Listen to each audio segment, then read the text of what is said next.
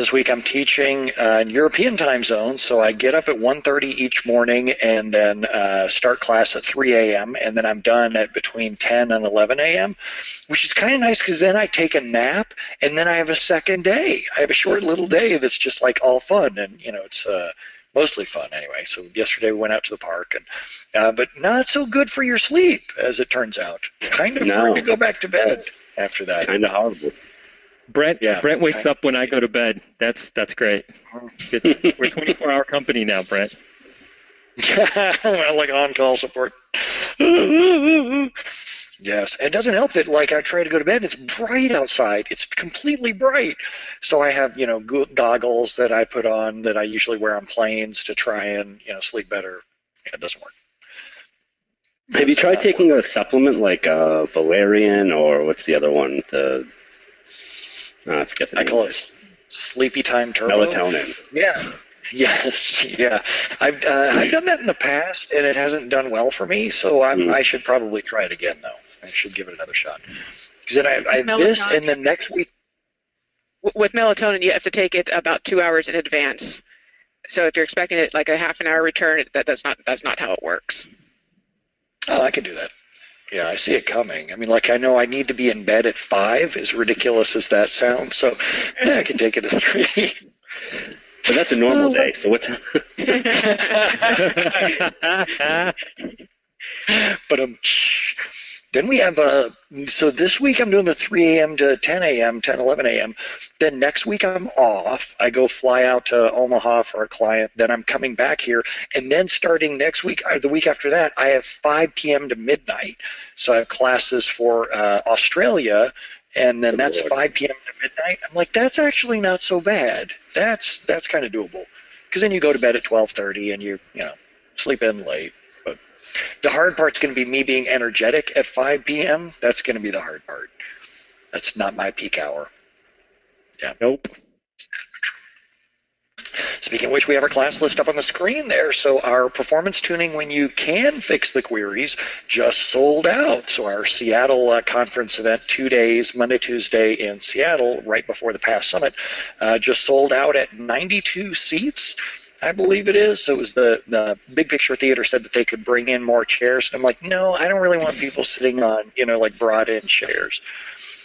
Richie, oh my God, you have a subcontractor there with you.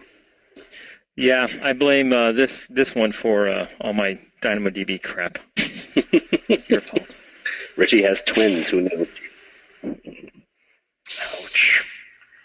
Fellow human says Zolpadium works well too, but it's prescription only.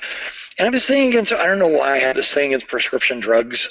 Nothing against, if I need them for something, I'm down with taking them, but anything just to make me sleep better or be more relaxed or less stressed. I'm like, I live an easy life. I shouldn't need that stuff. So I try to buckle up and do it. But nothing is prescription drugs. I'm all for prescription drugs. But I'm like, just to make myself sleep better for this weirdo class thing, no, I need to leave that to the professionals. Now, when I go to Europe, that's another, when I have to cross continents, then I need it. Fellow human says, alcohol will do the trick to make you sleepy. No, that gets me excited. I'm like, right? Yeah, let's do this. Alcohol puts the wind in my sails. I do not get sleepy from that. Yeah, that does not work well for us. Speaking of which, the mini fridge in your office, Eric. You have a mini? What is that? Oh, yeah. That explains the mini fridge. I do not have a mini fridge in my office because I don't drink anything that needs to be kept cold. Oh, nice. Maybe sense. A wine cooler or something? I don't know. I got nothing in here, man. Just my desk whiskey. Is a point. Desk whiskey. No, get it off. Yeah, right? Got when you're starting to get brochures from Cliff Lady, I was like, oh, yes. Elegant gifts of wine for your employees and your clients. And I'm like, which ones have you sent me that? Gifts of wine for your employees. Yes. Well, it's 11:15. We'll go ahead and start. Lori says, I take two Benadryl or I take Benadryl and two Tylenol. That's just to wake up in the morning. JH says, is there any way to enhance a query without altering it, like adding query hints or rewriting SQL when the optimizer is using parameter sniffing? Like I want it to go parallel when it needs to. My developer's complaining that his query's running slow and he doesn't want to change his query or code. Well, how would we go about doing that? Are you properly indexed for this query is my first question. One way that parameter sniffing is kind of aided is if you have the right indexes in place, so it's not making constant bad query plans for your query. You have a pretty set one that's pretty decent. I like that. What else? There's the technique Tara uses, and she said it like several times in Webcast. I'm always like, yes. A plan guide. Yes. I mean, but a plan guide is similar to adding index hints directly in the query. It just allows you to have the object outside of the store procedure code, if it is a store procedure. And then you can add a plan guide to a query that you don't even have access to change, that's hidden in an application. But it mentions not going parallel when usually it does go parallel. I would look at the query cost, and if the query cost is lower than your cost threshold for parallelism and you still want it to go parallel, then use the option max stop. Add option max stop to your query and compare the performance though. We don't want to change the code, so they're kind of stuck not using hints. Well, I wonder if when they say they don't want to change the code, maybe it's a complex query and it's going to take a lot of time, but just adding option max stop, maybe that is acceptable. Maybe. But I mean, you could still do a plan guide in that case. It supports those options. And I don't know, option max stop won't force it to go parallel, will it, if the cost is too low? No. I don't think there's it just says the here's trace what flag. So what? If you want to, there's a trace flag. I always use it. Don't you read anything I write? So there's a cool trace flag, 8649. You can use it if you want to use it as a query hint. It's option query trace on, all one word, 8649. And what it effectively does is drops cost threshold for parallelism for that query to 0. So it pretty much forces a parallel. Well, it's a pretty good way to force a parallel plan if parallelism is possible for that plan. So like if you have other things going on in your query, like scalar UDFs or whatever else that are keeping your query from going parallel, it's not going to overcome that because the optimizer still has those limitations. But if it will make the parallel plan look pretty cheap in comparison to the serial plan. So what's the issue with option backstops? I don't think it forces parallelism. If the query cost is too low for the cost threshold for parallelism, it won't go parallel. It just says if you do go parallel. It just says if you do go parallel, use this many up to this many cores. It won't even force it to go. Right? That kind of sucks then. It totally sucks. So it's like if you had. Oh, never mind. We need an option min-dop is what we really need. Like I want an option I want to go at least this parallel. Not that max-dop isn't awesome. Max-dop is awesome, but min-dop would be even cooler. Connor Cunningham is sending a team to your house right now to talk you out of min-dop. This is going to be even worse. I need to talk to this developer, right? Because if you want to go ahead and write queries and then shove them in the application and then don't want to touch them, we need to have a little discussion, right? We need to have a little talk. So queries are going to change. You want a job there, right? You want to be able to go to work there. We're gonna have it out, because if the data changes over time, and sometimes the queries need to change too. So if you're not going to throw that into a stored procedure, and if you're going to want to take it into your own application yourself, you're going to have to be willing to change those queries as it goes along too. There's no magic bullet or anything that some DBA can just poof on it, sometimes, but you have to be willing to be able to change your own code as things change in the data. Or at least be open to hints. Yeah, that's changing code, right? I gotta change something. Yeah. I was going to do the horrible. Oh, good. You were going to do the horrible. I was. That's more important. No, it's bad. I was going to say, if you want to change the code, you could even use Atom Mechanics FM make parallel. He has this function that will force your query to go parallel by creating a big fake table. Totally horrific idea, horrible idea, but that might entice the developer into changing the code because it's just so cool. Well, then he also has all that CLR stuff from that other manhandling parallelism talk, where it just makes something wait for like 2 milliseconds and then I don't know. It's ridiculous. It's neat. It's a scalar object that takes your query and then parallelizes it and then combines all the results back in. It's he's got some slick tricks there. Yeah, well, I think the whole point of it is to like make sure that you have even row distribution on your threads, and it's like, how do you even get inside there to do that, maniac? He's our mad scientist. Man, I get to eat his brain someday. He's so nice and humble about it too. He's like, everyone should use this. You know, this is totally approachable. It's safe for everyone. Dear God. Upendra asks, we have a model database that gets corrupted. Oh my goodness, this happens often. TempDB depends on the model database, and thus the SQL Server instance is not coming up. Is there any way we can bring the instance online as quickly as possible without rebuilding the model database? Simple. Just copy in model MDF and LDF from another server that you have. While the services stop, replace those two files.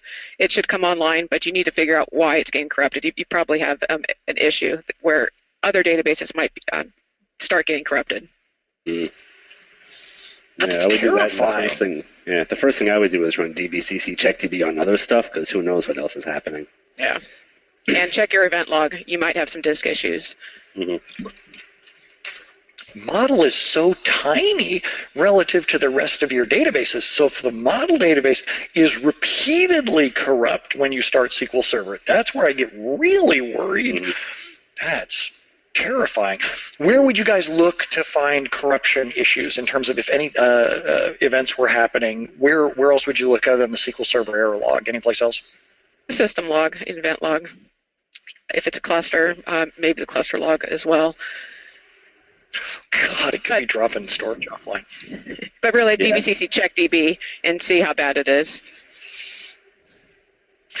All right, next up, John says, we have a legacy Power Builder application. It connects using a high availability group listener. I don't know where high availability group keeps coming in. Like people, and I keep saying even, they call them hags. And I'm like, no, it's not, we don't use that term. Availability group listener, and it doesn't support the new parameter multi-subnet failover equals true. Are there any ways that we can handle multiple subnet round robin for legacy connections? You can drop your, whatever it is, there's a parameter in the cluster that you can drop to help with that, I believe. I forget what it's called, the IP, I don't remember what it's called. Register the register one. Yeah. Register all IP. That's one of the recommendations by Microsoft, and when we had, we didn't use Power Builder, but we had other legacy applications, and that solution did not work for us, but it is one that Microsoft says that could work for you. Another option is to change your connection timeout to a really high value so that it has time to check both or all IP addresses that are attached to the DNS record. That also did not work for us. So we tried a whole bunch of things, and we ended up having to go with the standalone SQL instance name instead of using the listener, which meant that on failover there would be an issue. So a DNS alias was used instead. That way the DNS would only need to be changed rather than the connection string. And I don't know what change was made, but at my last job where we had this issue, the Windows administrator ended up changing the DNS record so that it was referring to itself and didn't have the two IP addresses or something like that. They ended up doing something weird, and it solved the issue, but I just don't remember what it was. It was DNS magic. Yeah, I was talking to a client recently about CNAME aliases, and they seem to be more in favor of an A name, and I didn't know what that was because I'm not too networky or DNS-y, but that might have been it. I don't know. Yeah, maybe. I know there's also magic that your Windows admins can do to make DNS resolution always point to the closest server. And I don't know what any of the technical terms of it are, but it just automatically gets the nearest server to you. The problem, of course, is whenever your SQL server fails over, it is not going to return the secondary server first. Oh. Well, let's see here. Fellow Human says, Due to the difficulty I had trying to figure out how to register office hours on your website, are you guys getting away from office hours every Wednesday? Manually searching for the link did not work. I could also be old, blind, and deaf. Well, we also have that issue internally. We have this issue. Like, where's the link? Where the hell is this thing? If you go to, and I don't even know where the heck this thing is. It may not be in the menu anymore. No, it probably isn't. Oh, all right. I'm going to make it for myself. No, that's it's not in the menu. You are not old, blind, and deaf. All right. Note to self, add office hours to menu. Yeah, no, we're definitely not getting away from it. This is fun. I kind of like this. It's a lot of fun. And plus, it's nice that, it's just our chance to get together and laugh at your questions. Just kidding. Just kidding. Totally taking your questions seriously. John says, awesome, and thank you. JH says, is SQL Server 2016 solid? 2 questions. Well, first, let's ask that one. So do you guys consider SQL Server 2016? Oh, fellow human, someone else pipes in and says, office hours is under the blog menu. So if you go to blog, then there's office hours underneath there. Thanks. We appreciate you telling us how our website works. We need you on our team. Come over on this side of the web. We need your help. JH says, is SQL Server 2016 solid? Has anybody found it to liquid or gas? I don't use it in production. Yeah, we're not production DBAs anymore. Have we seen anybody using it in production? I mean, not as far as our clients go, but I mean, as far as, blogs and, I mean, the MVP mailing list, clearly some people are using 2016. Is it solid? I think it's solid, but you're going to need to test whether it's solid for you. Yeah, I mean, like my developer edition's been pretty solid so far. And one thing I will point out is that Stack Overflow has been using it for a while, and I'm pretty sure that if it were gelatinous in any way, Nick Craver would be letting us all know about it. A multitude at about 2 a.m. in the morning, every morning. So I mean, it's probably all right, and they released a CU for it, so you got some stuff on that's solidified by that. Try it out with your workload. What do you have to lose? Developer edition's free. I don't think we've heard any horror stories. Like there haven't been anything where people said, oh, God, there's all these problems. Management Studio has been a hot mess off and on for a couple of releases. That thing's been buggy as all get out. But they just released an update to it yesterday. Well, did you get the update yesterday? Yeah, I haven't installed it, but there was a couple people I saw on Twitter that were complaining about it still. See, with Microsoft, what you have to watch out for is the service packs. The service packs are always what bite you. RTM, rock solid, you know what you're getting. Service pack 1, boom. So what problems were there out there in 2012 and 2014 Service Pack 1? All the stuff that you emergency blogged about with breaking availability groups and the clustered index corruption and all that other fancy stuff that just went horribly, horribly wrong. Yeah, it's amazing. Everybody thinks Service Pack 1 is a safe release, and that just hasn't been the case lately. Let's see, JH follows up with, what version do you think is most in production right now? So this is actually kind of interesting. There was a survey recently, wasn't there? Maybe like 6 months ago, and it was SQL Server 2008 R2, wasn't it? Yes. Go to SpotlightEssentials.com. SpotlightEssentials.com is Dell's totally free Spotlight. But what's interesting is they post a lot of the data out of there. So if you go to SpotlightEssentials.com and then you click on Collective IQ up at the top, Collective IQ has a lot of data that's available to the public. The number one version out there right now, SQL 2008 R2, at 38% of the install base. Now, this is only the SQL servers that people care to monitor with Spotlight Essentials. So there may be other servers that you don't care to monitor, but that's number one with a bullet. SQL 2012 is second place with 27%. And then 2008 with 11%. 2016 is actually even lower than SQL Server 2000. So it's ringing in at 0% right now, whereas 2000 rings in at 2%. So that's kind of scary.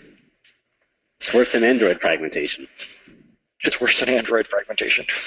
If you scroll down too on that, I know, right? Which the 2016 piece? Well, Yeah, well, 6-year-old software. 2008 R2 was 2010, so, you know, your server software is now going into first grade and probably dressing itself in, you know. Hurling on the floor of the minivan. Yeah.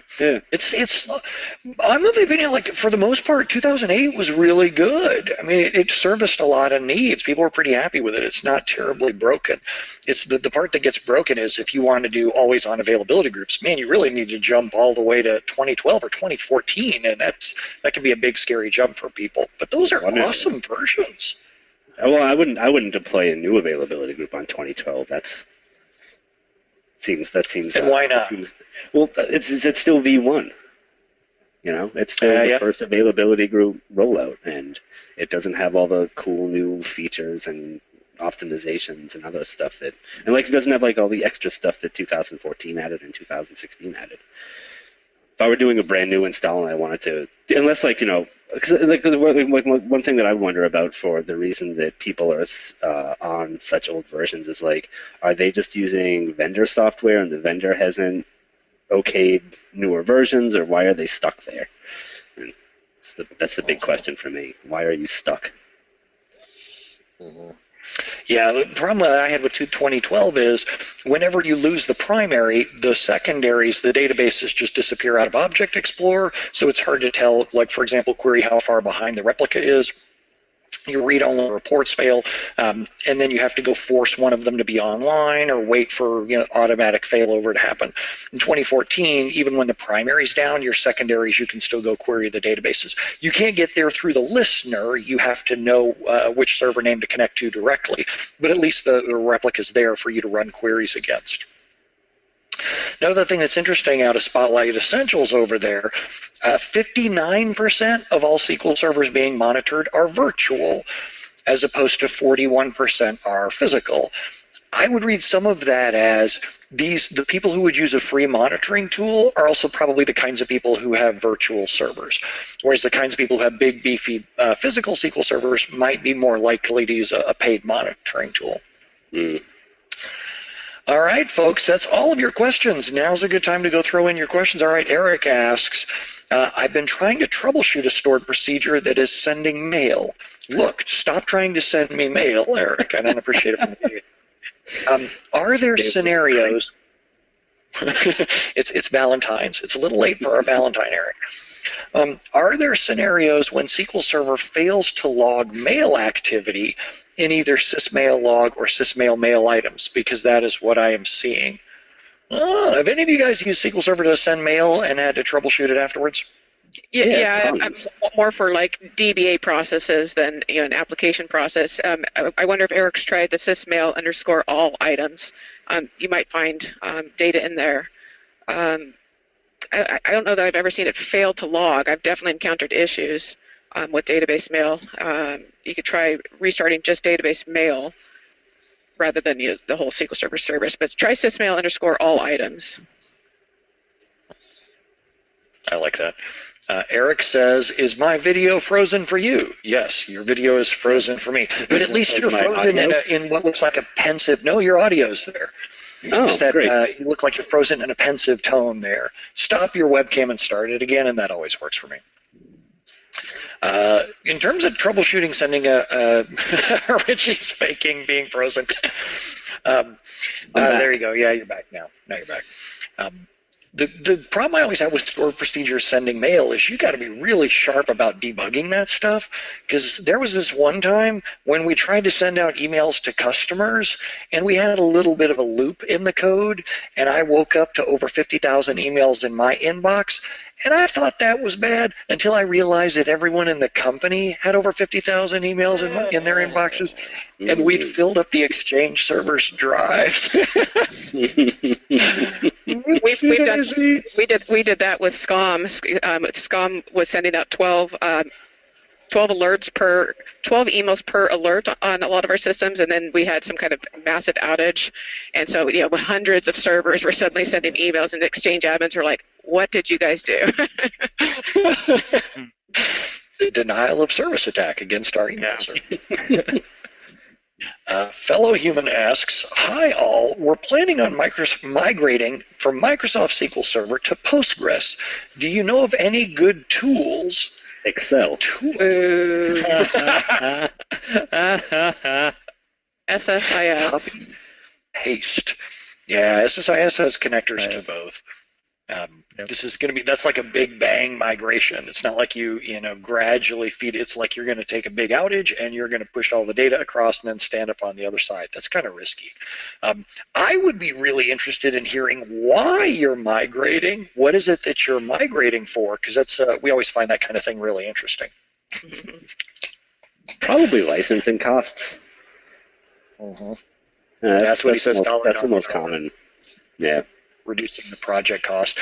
Yeah, and so it's kind of funny from a tools perspective. What you seem to find is people who are migrating to a cheaper platform in order to save money, there don't seem to be a lot of good tools there because tool vendors don't want to make tools for people who don't want to spend money. I'm certainly not saying Postgres is bad. Postgres is awesome, but your tools that you'll be looking at will be open source rather than a lot of paid tools. PG admitted, ugly. Yeah, oh gosh. Oh, good lord. Aqua Data Studio will let you query either SQL Server or Postgres, but it's just a querying tool, and it's ugly. Yeah. Yeah, I think, when you're doing that kind of migration, yeah, you can do a big bang, but you can do thing in vertical chunks. I mean, if you're kind of moving the app along at the same time, to do the big bang, you're going to want to do it over and over and over and over again. I mean, you're going to want to test the heck out of it because I'm guaranteeing you there's going to be some data that's going to be all screwed up, and you're going to need to go back and you're going to fix it, and then in the source system, and then you're going to test it in the target system. Then, and it's just that continual loop of debugging your data as well as your process, your loading process. And you got to make sure that the app, whenever you go move over to the new apps that you designed, that it has all the features that you want. Because what happens after go live day is 2 days in, some user says, "Hey, I could have swore I used to have this feature. How come it's not in the new side? Can I just use the old tool until you add the feature back in?" It's like, no, sorry, we cut the data over. Well, that's performance, right? You got to make sure performance stands up on the other side as well. Postgres, I mean, depending on what version you're going to, it may or may not have any parallelism in it whatsoever, and the parallelism that you do get in Postgres these days is not as complete as Microsoft SQL Server. Not saying that that's like a robust reason to stay, but that is one thing to consider. They're saying we're facing issues on moving procedures over to functions, and some data types are not supported. Yeah, it's really a code rewrite. And whenever you move from one database to another, it's going to be a code rewrite. You're going to touch every line of code. I was working with a client a few weeks ago, and they were like, "Well, we want to move everything to MySQL." And I was looking at their code, and I was like, "See all those common table expressions? And I have to rewrite all of those." And are you really saving money if you have to do a complete rewrite? I mean, if the application's already out there. That's so rare. Upendra says, are physical servers better than virtual servers for huge databases? And whenever you say huge, make sure you qualify that with the size, because what seems huge to one person doesn't seem huge to another. Well, let's say, for the sake of argument, that 1 terabyte is the mark that we'll use. Databases over 1 terabyte in size. In my case, my architects are recommending physical servers for huge databases. What would you guys recommend? So if you guys are going to build a new SQL server for a 1 terabyte database by default, do you go with a virtual server or a physical server, and why? I don't think it really matters these days. Maybe a few years ago, DBAs were uncomfortable running production databases on virtual servers, but these days, I don't see any reason why they can't be virtual. I mean, as long as your hardware, everything's configured properly, your hardware supports it, I don't think it should matter. It's for a lot of companies, it's more about being able to maintain the servers. That's why they go virtual. So they might even have one guest to one host, for all their production servers. And in that scenario, you don't need to have virtual, but they're doing it for maintenance and support reasons. Right. Yeah, I'm on board with that. It depends on why you're virtualizing. If it's ease of management, or if it's like sort of a consolidation thing, then I'm with it. But no one virtualizes for performance. Like, you might be able to eke out close performance, but that virtualization layer is always going to be sitting in the middle, telling your stuff what to do. Yeah, the largest database I've seen on virtual is 60 terabytes. So we were running 60 terabyte database on virtual. So ran fine. And it was standard edition. Just kidding. Yeah, no, actually. No, it was expensive edition. Sorry. It was web. Express. JH says, should you pre-size a data or log file to use up 100% of your hard drive space in order to avoid the slowdowns when files grow? Or is there any reason that I should leave a little space available on a volume in order to breathe? So what are some reasons that you guys wouldn't grow out a data or log file to the whole drive size? It changes my monitoring. I've at my last 3 jobs, we've used SCOM, and we're monitoring not just SQL servers. And I mean, the SCOM admins are monitoring not just SQL servers, but the entire Windows environment. And if we grow the files out to fill up the mount pointer drive, then our monitoring breaks in the sense that DBAs are now getting alerted all the time. Yeah, you could have some rules in place to have different different alerts for the SQL servers, but then you have to monitor the growth inside the files. So I like generic alerts, so we don't have to make exceptions on certain servers. But still, monitor the growth inside the database files and do manual growths during a maintenance window if the auto growths are killing you. I've never really had a problem with auto growths.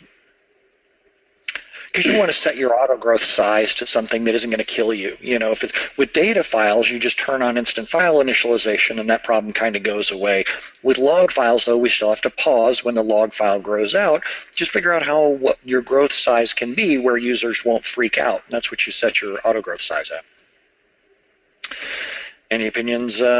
One metric, Erick, and enjoy pacetheplan.com. No, you guys covered it. Yeah.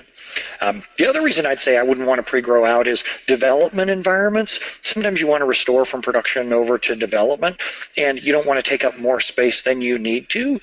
So if you're tight on space in development, you may not have that full drive file size space. Yeah, I think my one exception would be TempDB, but anything else I would just let that grow. It's like look at how full the files are now. And look at how much drive space you have. And it's like, okay, well, how long is it going to take me to grow into that drive space? Mike asks, did you guys ever have any issues renaming a SQL cluster? So let me back up. I have never renamed a SQL cluster. Have any of you guys renamed it? Erick says no. I can't remember. No. I think maybe one time for a very valid reason. I don't remember, though. Yeah, so I think this is a great question for Stack Exchange because I know I've seen a post by somebody back from when I used to work at Quest. There was a post on how you go through and rename a cluster, and it was horrific. It had like 50 steps in it. So I'm just like, names don't mean that much to me. If the name I wanted to change the name that bad, I would just add a DNS record for whatever people wanted to point to with a new imaginary name. Yeah, and it mentions the named instance. So I mean. You can't rename a named instance. You'd have to uninstall, reinstall. So I don't even know if this question pertains to a cluster. It's just SQL Server in general. You can't rename an instance. And if you want to change the name of an instance the way that it looked to people, you can add an alias. You can push out an alias via group policy and have everyone get it. That's a giant pain in the rear, though. Like I only know one person who's ever done that. So. Terry says, we have alerts set up for SQL severity errors 16 through 25. However, we have an app that tries to break into SQL Server, and when this happens, we get a whole lot of emails for a severity 16 through 20. Is there a way to turn off emails during a certain time frame or from a certain IP? I bet what you really want is delay. No, but I bet delay between responses. There's a parameter on your alert emails that says delay between responses. Set that to like 60 seconds or 300 seconds so that you only get one email per minute per severity level. Now, of course, that's still going to happen on every single SQL server, so every SQL server will fire off an email during that time, but yeah. I mean, you could do like this sort of bad idea route, and I know that under operators there's like an on-duty schedule and an off-duty, or there's an off-duty schedule where you can set like don't send me emails between these hours, but then you're not getting any emails from any alerts from those hours, and that might not be what you're after. You could also you could just use a monitoring tool rather than using SQL Server's built-in alerts. Monitoring tools can handle this type of situation. Next question says, I know you guys like Idera based on the webinars. That's actually, we like everybody. We like all tool vendors except for that one. You know who I'm talking about. No, just kidding. No, we like all of them. We've done webinars for everybody. We actually stopped doing webinars for vendors just so that we can start being like totally independent again. They continue, but SQL Sentry just released Plan Explorer's full version for free. Do you have any opinions on it? I think all of us have used Plan Explorer. Yeah, I used to pay for it. Yep. Yeah, the problem that I'm having with Plan Explorer, so I used it yesterday with a client. On the new version, I can't find the default window that comes up. I'm still running the old version on my desktop, and so I was comparing what I was seeing on the client's computer and to what I see. And the screen that shows the as a store procedure, let's say with many statements, and the default says, this query is taking this much, that query is taking that much, and so you can immediately drill into, which one to start your troubleshooting on. Where did that go in the new version? I still have that in mind. I don't. It had something to, I had to grab a hold of all the dividers and move them around, and one of them, all of a sudden, when I moved it, it showed up. And I was like, how did that happen? Maybe that's it. Maybe the whoever built that installer, had it all the way up. Yeah, weird. But yeah, we totally like it. It's cool. Yeah, totally. We brought out this thing called Paste the Plan. So if you go to pastetheplan.com, you can paste in execution plans in there. For example, if you want to use Plan Explorer to anonymize your plan and then share it with the public, you can totally do that too. Yeah, we like Plan Explorer. So. Fellow human asks, I'm facing too many, I'm going to rephrase this a little. I'm facing parameter sniffing issues. How do I get a new execution plan without dropping and recreating the stored procedure? Right now they're dropping and recreating the stored procedure. That's a great question. The fact that we're all trying to keep a poker face should not dissuade you in any way. He says some stored procedures take 4 minutes. So what would you guys do when you're facing parameter sniffing issues and you want to get a new execution plan for a stored procedure? I mean, SP recompile, that's been available since, ever since I've been working on SQL Server. Never drop and recreate the stored procedure, because then you've lost permissions. So you clearly know what permissions to add back to the stored procedure. And alter doesn't lose. An alter does not lose the permissions, but that also doesn't get you a new execution plan. So just SP recompile, but I'd be looking into what's going on specifically. And what version of SQL Server is that on? Ooh, they said they've done SP recompile, and they've also rebuilt indexes. Wow! So go ahead. So I mean, if you're using SP recompile and you still have poor performance, you need to take a look at what the execution plan was optimized for. So take a look at the show plan XML, go to the bottom and scroll up a little bit, and it'll tell you what parameter value it was optimized for. So which execution plan gets put into plan cache depends on who runs the store procedure after you run SP recompile. SP recompile is no different than if you do the drop and create. It's just who's running it first, that's who it gets optimized for. So if you go into an execution plan and you find a good set of parameters that produce a good plan, what do you do next? Eric will do the optimize for, and I'll do a plan guide. I won't do optimize for. I know I will never do optimize for. Now I'm onto keep fixed plan. I'm all over that. The store we're procedure. Not sure that one's beautiful. But we're not sure that option is going to be available in future versions. There's hardly any information about it out there. Still works. It's like fashion. We have different fashions based on month of the year and like quarter of the year or seasons.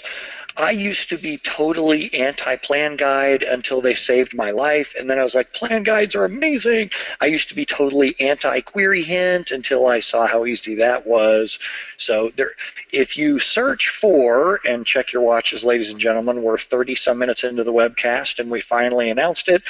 The epic blog post, Slow in the App, Fast in SSMS by Erland Sommerskog. Search in for Google for Slow in the App, Fast in SSMS. It's an epic treatise by Erland Sommerskog that talks about the different treatment options that are available to you whenever you're facing parameter sniffing issues. So, all right, well, Also, thanks everybody since you didn't say it, post it on, use Paste the Plan, post it on Stack Exchange. Maybe we'll answer it. Maybe someone much smarter than us will answer it. Paul White's That's true. Doing it. Yeah, because usually when you get wildly different execution plans, then you can, there's other ways you could fix it without having to force it. Usually if you tune the query or tune the indexes, there's a huge difference you can make to get a reliable execution plan permanently.